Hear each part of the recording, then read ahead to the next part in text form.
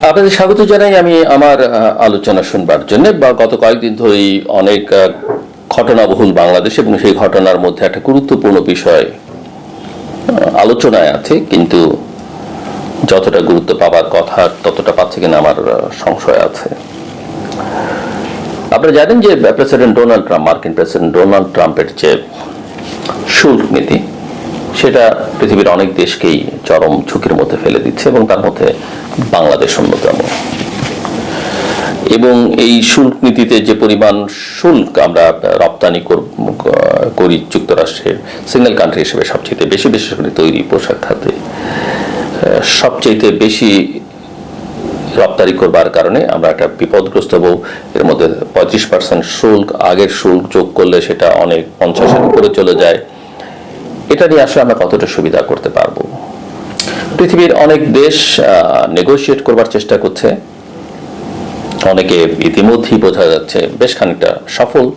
তাদের মধ্যে আমাদের প্রতিযোগী দেশগুলো আছে, বিশেষ করে ভিয়েতনাম এবং ভারতের কথা আমরা বলতে পারি। চূড়ান্ত হয়নি, কিন্তু তাদের আলোচনায় অগ্রগতি, আন্ডারস্ট্যান্ডিং যেখানে গিয়ে ঠেকেছে সেখানে বলা যেতে পারে তারা বেশ খানিকটা সফল। নানা চিঠি চালাচালি, নানা কিছুর প্রেক্ষিতে 1 মাস সময় বেড়েছে এবং অগাস্টের 1 তারিখ থেকে এটা কার্যকর হবার কথা। ইতিমধ্যেই বাংলাদেশ এর একটি প্রতিনিধি দল যুক্তরাষ্ট্র সফর করে এসছে।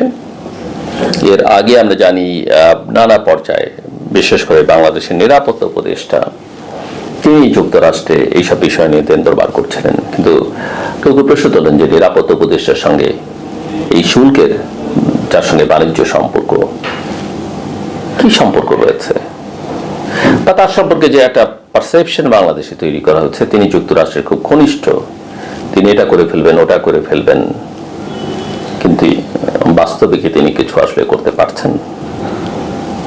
কতটা ঘনিষ্ঠ তিনি? শেখ হাসিনার আমলে আমরা জানি যুক্তরাষ্ট্র শেখ হাসিনার সরকারের বিরুদ্ধে খুব জোরালো অবস্থান নিয়েছিল। বেশ কিছু পদক্ষেপ তারা নিয়েছে যেটা অন্য দেশগুলো হয়তো নেয়নি। হ্যাঁ, অন্যরা বিবৃতি দিয়েছে, কিছু কিছু ইউরোপিয়ান ইউনিয়ন কিছু কিছু হুমকি দিয়েছে, কিন্তু যুক্তরাষ্ট্রের সবচাইতে কঠোর একটা অবস্থান নিয়েছিল। যদিও শেষ পর্যন্ত এসে তারা কৌশলে খানিকটা বদলে চুপচাপ ছিল, কিন্তু তারা তাদের অবস্থান থেকে সরেনি। কিন্তু প্রশ্ন হচ্ছে,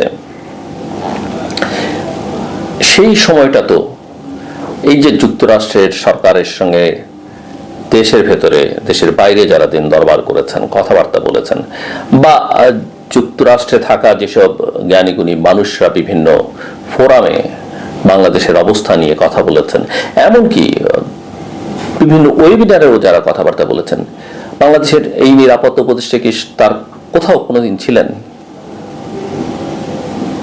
ছিলেন না?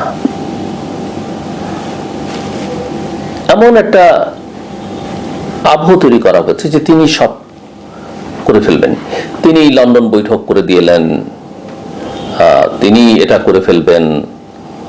কিন্তু বাস্তবে কি? এবং বাংলাদেশের রাজনৈতিক নেতৃবৃন্দের কিছু সীমাবদ্ধতা, দুর্বলতা তো আছেই তাদের।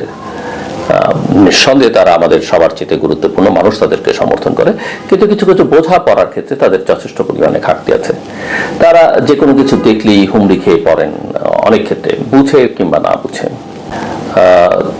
ধরেন আমি যদি আজকে তাকে কাউকে গালাগালি করি, আর কালকে যদি আমি কোনো একটা কিছু করি এবং সেটা তার পক্ষে যাবে না বিপক্ষে যাবে, দেশের স্বার্থের পক্ষে থাকবে না বিপক্ষে থাকবে, আমি তাদেরকে একটা 5 তারা হোটেলে আমন্ত্রণ জানাই, তারা গিয়ে কিন্তু হুমড়ি খেয়ে সেখানে পড়বেন। হয়তো গুণগানকেও আমি যদি দেশের বিরুদ্ধে ভূমিকা রাখি, গণতন্ত্রের বিপক্ষে ভূমিকা রাখি, রাজনৈতিক সংস্কৃতিকে নোংরা করবার চেষ্টা করি, এমনকি তাদের বিরুদ্ধে বলবার চেষ্টা করি, তারা কিন্তু হুমড়ি খেয়ে পড়বেন। সো তাদের এইসব বিষয়ে খুব একটা সমস্যা নেই। যেমন তারা আসিফ মাহমুদের পদত্যাগ চেয়ে, বিএনপির কথাই যদি বলি, তার সঙ্গে বৈঠক করতে তাদের কোনো সমস্যা না। ডক্টর খলিলুর রহমান, যার কথা আমি তখন বলছিলাম নিরাপত্তা উপদেষ্টা, তার পদত্যাগ চেয়ে তার সঙ্গে তাদের বৈঠক করতে বা তাকে একই বৈঠকে তাদেরকে থাকতে এবং তাকে পাশে বসিয়ে তার দ্বারাই বৈঠকের সাফল্য গাথা জনসমক্ষে প্রকাশ করতে তাদের কোনো সমস্যা হয় না। সো যে কথা বলছিলাম সেটা কিন্তু আমরা দেখলাম একটা প্রতিনিধি দল বাণিজ্য উপদেষ্টার নেতৃত্বে যুক্তরাষ্ট্রে গেছেন এবং কোনো সাফল্য আসেনি। কোনো চুক্তি করতে পারেনি। প্রশ্ন উঠেছে যারা গেলেন যুক্তরাষ্ট্রের মতো দেশে এবং এই বিষয় নিয়ে যারা ডিল করেন তাদের সঙ্গে আলোচনার সক্ষমতা তাদের কতখানি ছিল।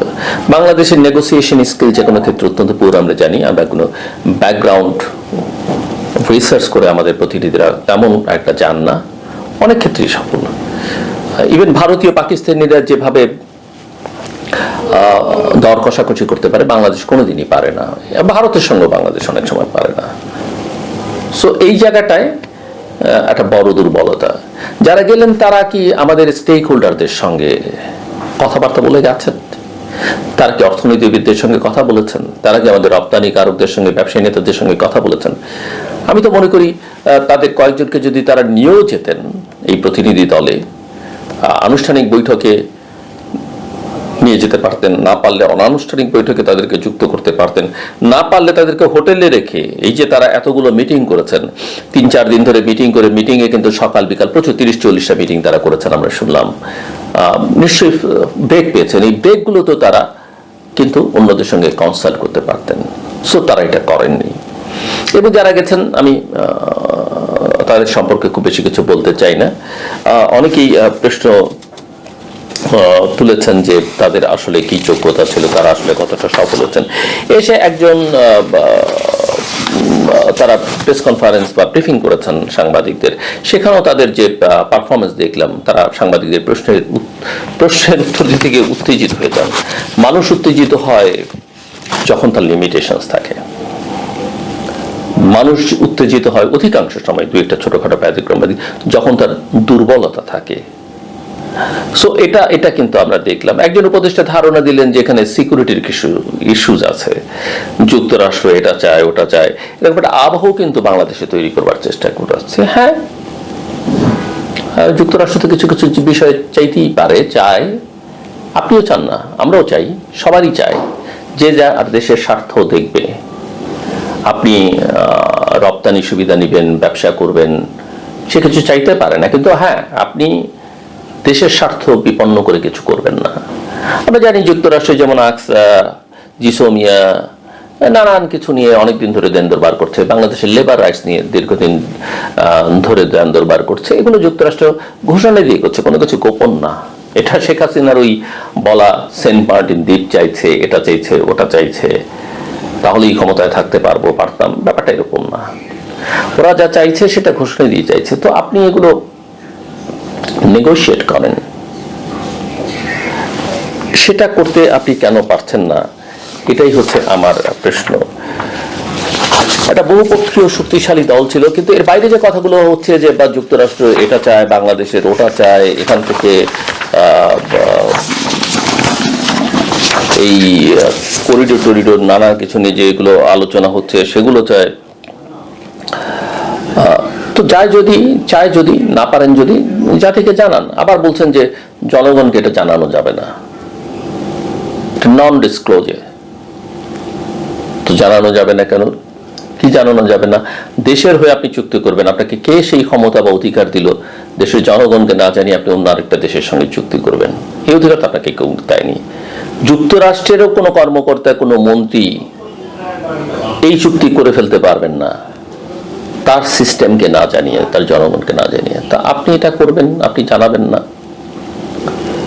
সব কথার মূল কথা হচ্ছে যে নিজেদের দুর্বলতা ঢাকবার জন্য এই কথাগুলো বলবার একটা চেষ্টা হচ্ছে। পৃথিবীর অন্যান্য দেশ যেখানে অত্যন্ত সফলভাবে নেগোশিয়েট করতে পারছে, সুবিধা আদায় করতে পারছে, আমরা সেটা পারছি না। আমরা কেবল বিদেশে যাই, অনেকটা প্লেজার ট্রিপের মতো। এগুলো আসলে বন্ধ করতে হবে, এগুলো বন্ধ করতে হবে। এবং এই যে একটা ধারণা সরকারের সঙ্গে, অনেকেই মনে করছেন যে এই সরকারের সঙ্গে খুব একটা যুক্তরাষ্ট্রের আহামরি সম্পর্ক, যুক্তরাষ্ট্রই তাদেরকে সবকিছু গাইড করছে।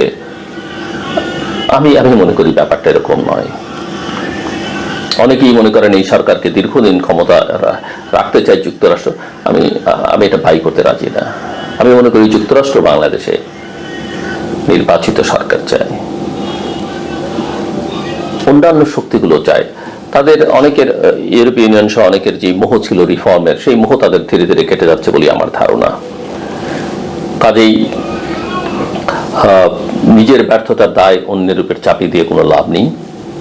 আমি মনে করি যে বাংলাদেশের এই সমস্যাগুলো সমাধান করা খুব জরুরি, এবং আমি এটাও জানি, কিন্তু মোটামুটি ভাবে আমার ধারণা যে বাংলাদেশের এই স্পেশাল এই শুল্কের ইস্যুতে দর কষাকষির জন্য বাংলাদেশকে যদি ছাড় দিতে হয়, কারণ ছাড় তো আপনাকে দিতেই হবে, কিছু আপনাকে পেতে হলে ছাড় দিতে হবে। কেউ নিজের স্বার্থ ছাড়া আপনাকে কিছু দেবে না।